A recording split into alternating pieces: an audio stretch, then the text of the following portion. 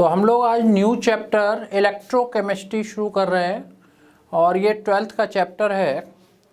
तो इसमें देखिए पहला जो हम पार्ट ले रहे हैं दैट इज़ द इलेक्ट्रोलिसिस।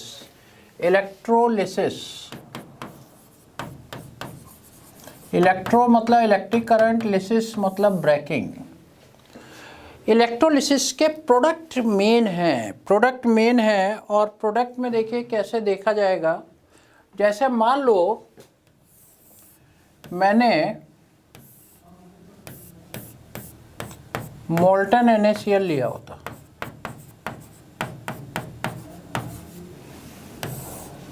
और इलेक्ट्रोड लगाए कैथोड एनोड,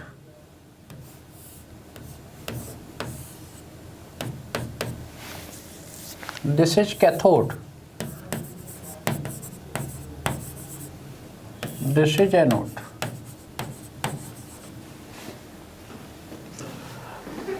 अब मोल्टन NaCl लिया है, पानी नहीं है। यहाँ देखिए मैं एक ही एग्जाम्पल से बहुत सारी चीज़ें तुम्हें बताने जा रहा हूँ, ध्यान से देखो क्या है। हमेशा ये ध्यान रखो कैट कैट पे जाएगा, चार्ज का कंफ्यूजन हट जाएगा, एन पे जाएगा। कैटायन कैथोड, कैटायन पे पॉजिटिव चार्ज तो कैथोड पे नेगेटिव चार्ज। एनायन एनोड, एन आता है, एनायन पे नेगेटिव चार्ज तो एनोड पे पॉजिटिव चार्ज, राइट। NaCl है, NaCl डिसोशिएट होकर Na++Cl माइनस आयन देगा। अब इसमें पानी नहीं है तो वाटर तो है ही नहीं, तो उससे प्रोड्यूस H+ और OH- तो है ही नहीं।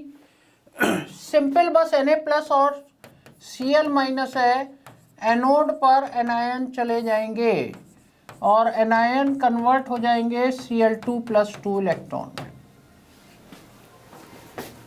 क्लोरीन +2 इलेक्ट्रॉन में। और कैथोड पर कैटायन आएंगे एट कैथोड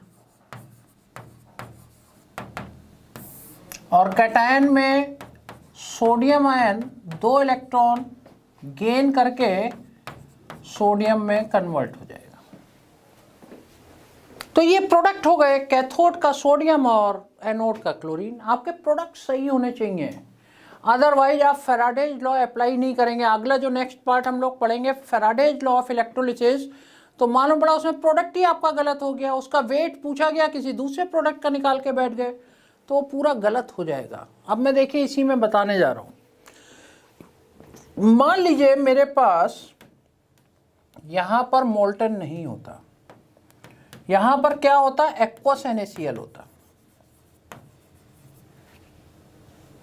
एक्वस NaCl में पानी भी आ जाता और पानी डिसोशिएट होकर H+ एंड OH- आयन देता। अब यहां प्रॉब्लम है, प्रॉब्लम क्या है, एनायन में 2 एनायन है, कौन सा एनायन जाए। कैटायन में 2 कैटायन है, कौन सा कैटायन जाए। तो ये डिपेंड करेगा डिस्चार्ज पोटेंशियल पर। एनायन की एक सीरीज में दे रहा हूं, उससे हर जगह आपकी काम में आएगी। और कैटायन के लिए इलेक्ट्रोकेमिकल सीरीज ही होती है, जो लिथियम से लेकर फ्लोरीन तक होती है इलेक्ट्रोकेमिकल सीरीज। उसमें जो नीचे रखा होता है उसका डीपी कम होता है, डिस्चार्ज पोटेंशियल कम होता है, और जिसका डिस्चार्ज पोटेंशियल कम होगा वो आयन पहले डिस्चार्ज होगा, यानी उसके डिस्चार्ज होने में कम एनर्जी की जरूरत पड़ेगी। जिसका डिस्चार्ज पोटेंशियल कम होगा वो आयन पहले डिस्चार्ज हो जाएगा। तो डिस्चार्ज पोटेंशियल ऑफ एनायंस क्या होगा, डिस्चार्ज पोटेंशियल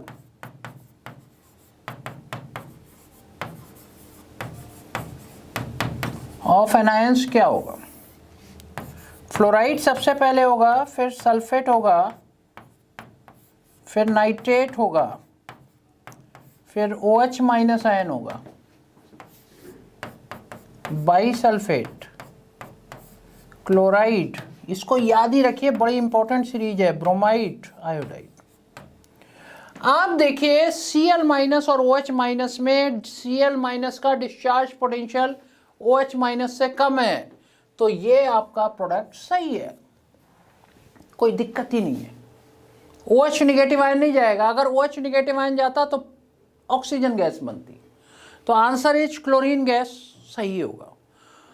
कैटायन की सीरीज में Na+ और H+ में इलेक्ट्रोकेमिकल सीरीज देखनी पड़ेगी और इलेक्ट्रोकेमिकल सीरीज में जो नीचे रखा होगा उसका डिस्चार्ज पोटेंशियल कम होता है।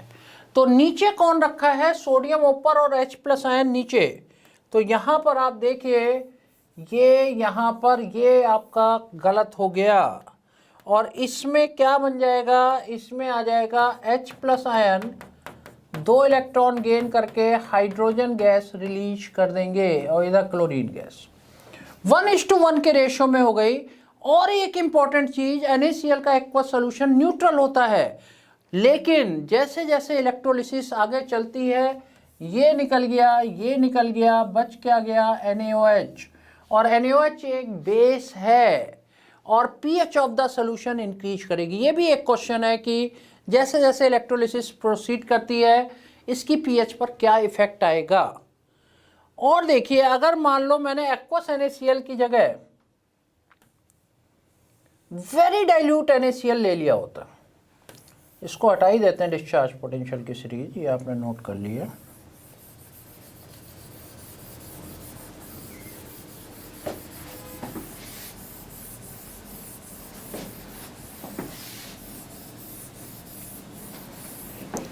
अगर मान लीजिए हम ले लेते वेरी डाइल्यूट NaCl, अब मैंने सारा आपको देखिए पहले मोल्टन NaCl फिर एक्वस और वेरी डाइल्यूट NaCl।